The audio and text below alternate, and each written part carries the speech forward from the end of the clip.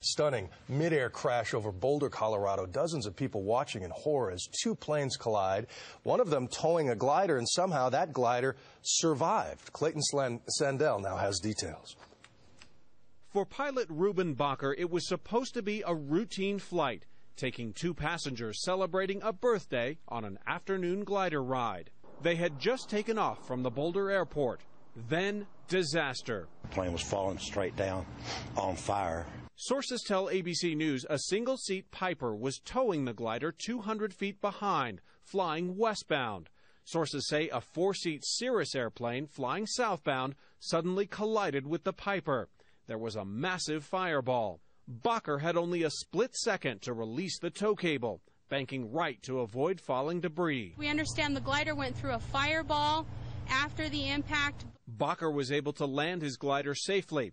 Witnesses captured video of a deployed emergency parachute attached to the Cirrus plane, but there were no survivors. The Piper pilot was also killed. Burning debris was scattered over a 1.5-mile area, but no one on the ground was hurt. Determining exactly what happened could take months. We do not want to jump to any conclusions at this point in time. Jumping to conclusions that's unfair to those who have lost their lives and unfair to the families who are left behind. Clayton Sandell, ABC News, Denver. Barb Mayberger and young Kim were eyewitnesses, as were many people out there, and they join us from Boulder this morning. Good morning to you. Good morning. Kate. Young, let me start with you. Walk us through what you saw. How did it get your attention in the first place? You heard something. Yeah, when we walked out, we basically heard a loud boom, and we looked up in the air, and we saw a glider passing through a big explosive ball of fire in the air. Barb, you could see the glider plane coming through it all? I saw the glider plane fly past it, then saw the explosion, and saw, I think, a body floating down, free-falling down, watching the whole thing go down until it crashed. Wow.